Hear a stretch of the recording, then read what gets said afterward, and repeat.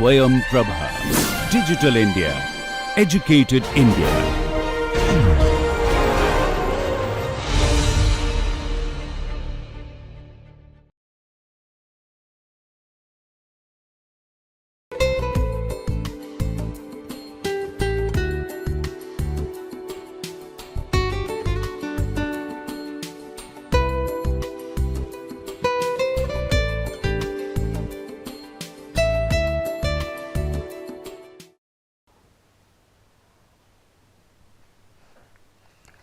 Welcome to the second module of Scientific Foundation of Stress.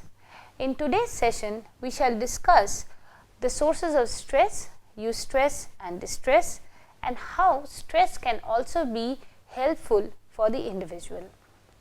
In the previous session, we discussed about the individuals responding differently to stress. We talked about internal and external factors affecting stress, and many of you may have wondered as to what these internal factors and these external factors are that actually affect you. Maybe you have also discussed and thought about it as to what are the stressors in your life, whether you would put it under internal factors, whether you would put it under external factors, and the obvious question next comes is, how do we deal with it? So today's session, we will take a look at stress in a more detailed way. We will talk about the related terms to stress, some very important terms that are linked with stress, and I have often been talking about it so far. And of course, after that, we will see how you can address stress in your daily lives. So, a relook at stress. So, we have been talking about a stressor for quite some time. A stressor is a stimulus with the potential of triggering the fight or flight response. That is, the stressor is a stimulus that could be internal or external. So, it could be when somebody tells me something abusing, that could be a stressor. So, that is going to induce some changes within me. So, in this case, the rebuking stimulus is an external source. It could be the increased heat in a packed auditorium. It is an external stressor. It could be again an internal stressor. I am feeling queasy, I am not okay. Now, this could be an internal stressor when I am going for another response. So, it could be, and this is inducing a stressful response, a physiological change. Now, the stressors can be biological and environmental. We spoke of toxins, that's heat and cold, and psychological, that could be, these are internal stressors, threat to self-esteem and depression. Sociological, so it could be financial loss, unemployment, bereavement, social isolation. And philosophical, that is loss of a purpose in life. Many of my students often tell me that I don't know why I am pursuing this course, why I am sitting for Ivy League college, or why I am appearing for an interview for a hi-fi company. Now, the reason is that these individuals are going through a loss of meaning in life. So, this by itself could be a stressor, and this could bring about several of the stress induced reactions that we shall next speak about. Another very important stressor is guilt. Now, this is a very severe stressor. This is associated with behaving in a way contrary to one's moral framework. For example, lying, cheating, behaving sexually promiscuously, in a situation where the individual's moral standards do not approve of that behavior. Now, this may cause immense stress to the individual and bring about a lot of stressful reactions. So, we have discussed about the external sources of stress, where we spoke about the sociological stresses and environmental stresses, and the internal source, where we are actually talking about the psychological and philosophical stresses that are coming from within. the individual. A primary source of stress is the major life events and daily hassles that an individual faces regularly. We will talk about this a little later. I'll just remind you once again about Holmes and Rahe, who spoke about the life events as an important factor in inducing stress. Now, stress reactivity. Stress reactivity is the fight or flight response, or it is the response to the stressor. So, we have a stimuli which is actually inducing a response of the fight and flight. And what happens if you just go through this list, you will see that we are actually talking of the autonomic responses. So, these occur immediately and these are related to bodily functions. So, we have increased muscle tension, increased heart rate, elevation of the blood pressure, increased neural excitability, less saliva in the mouth causing dryness of mouth, increased perspiration, change in the respiratory rate, that is we breathe in fast. So actually we are restoring the oxygen content within the body to fight or flight. There is an increase in serum glucose, that is to increase the energy level within the body, increased release of hydrochloric acid in the stomach. Now this is one of the reasons where a long-term stressor causes ulcers. So you may have heard of peptic ulcers several times, where a person is suffering from perforations in the stomach wall. The reason is that during when a stressful situation is perceived by an individual, there is a secretion of HCl within the stomach, and because that is not being used by the individual to metabolize, what happens is that it causes perforations on the stomach wall and these ulcers come about. So, when a person talks about having peptic ulcers, we must immediately think that there may be a stressor which is affecting this person for quite some time. There is a change in brain waves. Now, when we talk of a person being in a relaxed state, there is an increase in alpha waves. But when the person is very alert, very stressed, he will be hypervigilant, and in hypervigilance you actually see that there is a reduction in the alpha waves compared to the beta waves, and there is increased urination. So what is happening is the sodium concentration within the body is kept to a higher level, so that the individual can actually respond adequately to the fight or flight situation. Now we talk about strain. Strain is the outcome of stress reactivity, that is to a long-term stressor. We have spoken of stress reactivity as the response to a stressor, and strain is the resultant. So that is, it's the effect of a stressor for a long time. It could even be one day. I'll give you an example, and this brings about certain changes within the individual. Now, for example, if you had to sit in anticipation of a result throughout the day, you will notice that even without any movement throughout the day, which is sitting on a chair or sitting in a quiet place for a long time, your body is extremely fatigued. You may have developed muscle aches and headache, and feeling extremely tired at the end of the day as compared to a day where you've actually had to run around a lot. Why is this happening? The reason is that when the body is anticipating a stress stimulus, say for example, I am waiting for my results to be released today, or I am waiting for the results of an interview to come out today, my muscles are tensed, and it is for being in this state for quite some time, the fists, the arms, the back of the neck, the shoulders, the back, the upper back, and in fact also the head, since the muscles are tightened, this after a prolonged period of time, this causes fatigue. And this actually induces an extreme exhaustion within the individual. Now imagine if you had to sit like this for 1 week, just apprehending the result. What would happen? It would bring about a lot of these physical, psychological and behavioral responses. In this case, let us talk about some examples of physical, psychological and behavioral responses to strain. Some of the physical responses would be tension, headaches and backaches resulting from excessive muscle tension. We spoke about it right now. Psychological responses would be the fear of being in a crowd.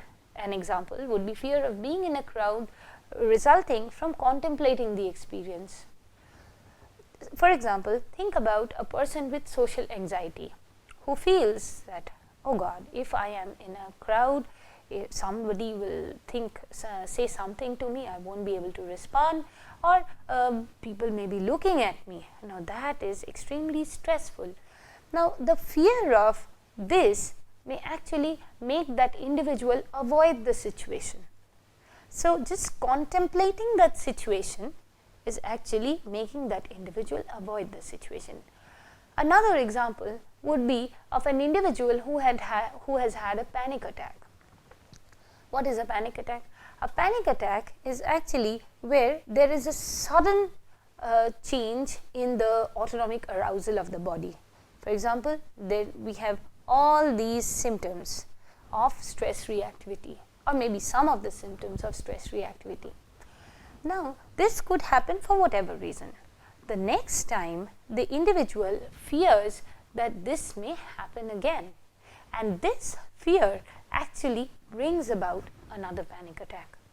So, this is one of the problems with contemplating the experience. Now, another example of behavioral strain is alcohol abuse and long-term alcohol abuse, where the individual gets into fights. Now, what is happening in this case is that the social inhibition and the emotional restraint of the individual is lost. The individual, even if he understands that this situation, I have to control my emotional expressions or my behavioral expressions, it may not happen that he is able to do it finally, and he may get into verbal fights or physical fights. Now here we will speak about the daily hassles. We've spoken already about the life events. Now daily hassles also increasing stress reactivity leads to strain. So we've spoken about major life events bringing about psychological experiences. Say if I've suddenly had a panic attack, then comprehending and contemplating the experience would bring about an attack. So that would be a psychological strain. Likewise, daily hassle could also bring about a stress and a strain in future. So it could actually develop into some illnesses. So in summary, stress speaks about other three elements, that is the stressor, the stress reactivity and the strain. Stressor is the stimulus, stress reactivity is the response to that stimulus, and strain is the outcome of the stress reactivity to that stimulus. Now the stresses for which our body was evolutionarily trained were threats to safety and survival. I'll give you an example. Imagine a caveman who sees a lion just outside his cave. How would he react to survive? He would require all the responses, autonomic responses, the physiological bodily changes that we have been talking about to either fight the lion or flee the situation. But does a modern man need to use such fight or flight responses in daily life? We have spoken about simians, and he said that our brain has not developed at this pace to adjust and accommodate to this century. We are not So again, I repeat this question: does a modern man need to use fight or flight in daily life? We are not talking of policemen and conmen. Think about you. Do you have to use a survival strategy in daily life? We need to occasionally. Say, think about you are trying to cross the road when there is a very fast car which is suddenly about to hit you. So immediately you jump back on the curb. What is happening to your body? Your body responded to the situation exactly like the caveman would do. Now again, a very important question brings us back to the life events and daily hassles. Now, do we actually have to go through such stressors every day? So think about the policeman. What would happen to him where his survival is at stake? If the body responds in the same way every day and there is a long-term stressor, then definitely there would be a strain following it. Now, our bodies have evolved to respond to stressors with an immediate action by altering their physiology for greater speed and strength. We have seen that in that example of you trying to get off the curb. Many times we see many individuals responding with alarming strength in a situation of crisis. Say a person who is not known to be very strong hits with a lot of force during an argument. But since these are not required every day, so when there is symbolic stress, these stress products, that includes increased blood pressure, increased muscle contraction, serum cholesterol, and secretions of HCl in stomach, they add up and they actually cause further illnesses and disease. If this was during our primitive stages, then these would be used up by the body to fight or flight.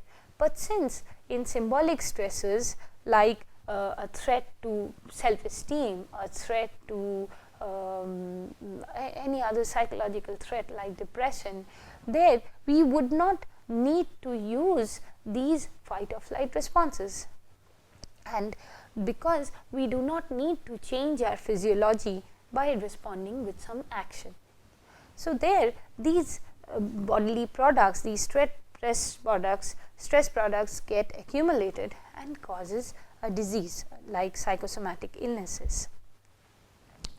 Then what does stress management do? Because daily hassles and life events and in fact symbolic stressors are a part of daily life. So how does stress management help you? The people who have learned stress management skills do not eliminate the stressor, but they often respond to the stressor in a similar way as another individual would do. But he would get back to his restored state or the previous state much earlier as compared to an individual who is not equipped with the stress management skills. That is, they would utilize their resources, use effective coping strategies to reduce the burden of stress. I'll give you an example. Think about a jogger who regularly traverses kilometers. Now, when he is jogging, he also has an increased heart rate, okay, as compared to a non-jogger like me who is jogging along with him. But definitely he will be able to continue for a longer time as compared to me who never jogs or never exercises. Or he would, and once he stops jogging, that elevated heart rate would come down to its normal much earlier than mine, where I would be constantly panting for breath. So a person who is equipped with stress management skills would be able to use these skills to deal with stress much better as compared to a person who is not. So, now let us discuss a model of human stress that I have taken from Patel in 1991. She is given this model and she talks of an external stressor and internal values and needs that add up to the stressful stimuli. So, that is, it adds up to how we are perceiving the stressful stimuli. Now, if my internal values tell me that this is a stressful situation and this is of prior importance, of very important issue, then I will consider it much more stressful as compared to a person who does not think that this is very important. Now, these combine to make the act of stress, or so induce stress. Now, it also, here we see the responses, two more important things. One is the coping resources and the external support. Now, even if an individual perceives a stimulus as stressful, it need not be that it will induce stress if he can actually resourcefully use his coping strategies and his external support. But if these two things are absent, the coping resources and the external support, or these do not add up to help him deal with the situation, then it will bring about an imbalance or stress. Now, we have the psychological response that can be divided into the emotional experience of the stress as well as the mental response. So, it could be something like, oh God, I can't deal with it, or the emotional experience of fear, and these bring about the physiological reactions. So, here we are talking of the autonomic responses like increased heart rate, muscle tension, etc., and the behavioral reactions of, say, it could be isolating self or getting angry, agitated, etc. And all these responses actually lead to the stress reaction. That is the final outcome. Now, how I have responded in this time, at this time, will also give a feedback to my response next time to the same stimulus or a similar stimulus. To give you an example, say if I was feeling really anxious during my interview this time and I did not attend the interview, the next time, that is, I thought that my coping resources, my knowledge and whatever support I have gathered from my friends and professors are not enough to deal with the stimuli, and I get so scared, and the response is, oh God, this is impossible to deal with, and because of the ANS responses, and I run away altogether. This feedback, this moving away from the situation, increasing the perceptual value of the stressor, will act as a feedback to the next time I go for an interview. So, it could be that in the next interview session, I will not face the interview at all, because I will remember that the previous time it was awful. Now, thus, it is very important to recognize our eustress and our distress. So, what is the way we have to break this model? So, somewhere we have to stop to deal with the stressors and stop ourselves from perceiving this stimulus, stress stimulus, as really an aggravating situation, so that the next time the feedback is not negative. So, we need to also realize that stress can be helpful. So, there is a part of the stress which is eustress and part of it which is distress. So, Hans Selye suggested that we need to recognize our own eustress, that is, when our body and mind is in balance. when we are not at balance, we saw that it causes stress.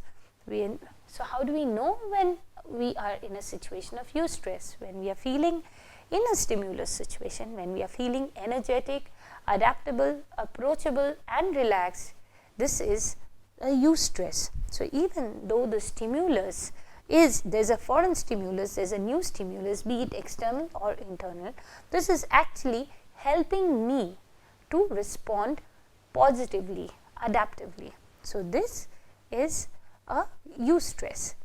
But when we cross that boundary, that is when we feel exhausted, anxious, fretful, aggressive and defensive, that is the time when we are distressed. So that is the negative effect of stress. So we need to remember that every time stress is not bad. So if we just see this model, you see that performance is on the y axis and the stress level is on the x axis. So when there is too little stress, the performance is low. So if I just draw it for you,